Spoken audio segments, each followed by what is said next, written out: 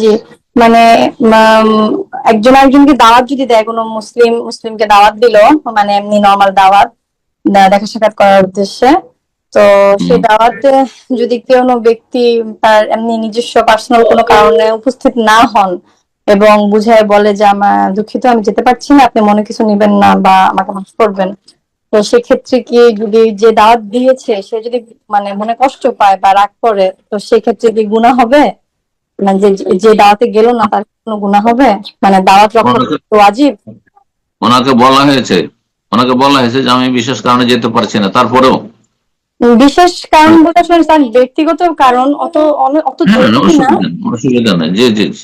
আমি তো আলোচনায় বললাম যে শুধু ওলিমার দাওয়াত কবুল করা ওয়াজিব, বাকি অন্য দাওয়াত, ফ্যামিলি গ্যাদারিং, বিভিন্ন দাওয়াত, মাঝে মধ্যে দাওয়াত, এগুলি মুস্তাহাব, কবুল করতেও পারে, আবার বলতে পারে যে ভাই আমি ব্যস্ত আছি না। আমি এখন কোনো দাওয়াত কবুল, আমি নিজের কথা বলছি, আমি এক সময় দাওয়াত নিতাম, কিছু ফ্যামিলি আছে যাদের দাওয়াত টাওয়াত নিতাম, কিন্তু রাত 12টা 1টা বাজিয়ে দিত। তখন আমি তওবা করে নিয়েছি, আজকে থেকে 10-12 বছর আগে কারো বাসে দাওয়াত নিই না। রাত্রে তো মোটেই দাওয়াত নিই না, দুপুরে দাওয়াত হয়তো কখনো নিলে নিতে পারি, কোনো দাওয়াত নিই না। কিন্তু বিয়ের অলিমার দাওয়াত হলে দাওয়াত নেই। কারণ অলিমার দাওয়াত হচ্ছে ওয়াজিব, সেই জন্য। বাকি দাওয়াত হচ্ছে সুন্নাত, মুস্তাহাব। আমার পক্ষে মুস্তাহাব করা সম্ভব না, এখন রাত 12টা পর্যন্ত জেগে, আর ফজর সমস্যা, তার যদি তো উঠাই যাবে না হয়তো। তো এমন কষ্ট করে তারপরে এই খাবার খেয়ে ঘুমিয়ে যাওয়া, এগুলো শরীর স্বাস্থ্য দিন দুনিয়া সব নষ্ট করে, যার ফলে এসব প্রচলিত দাওয়াত নি না। জি, না যায় ধরে নিতে অবশ্য করতাম না। তো কথা হচ্ছে, তারপরে কেউ যদি কষ্ট নেয় তাহলে ভুল করছে, সে ভুল করছে।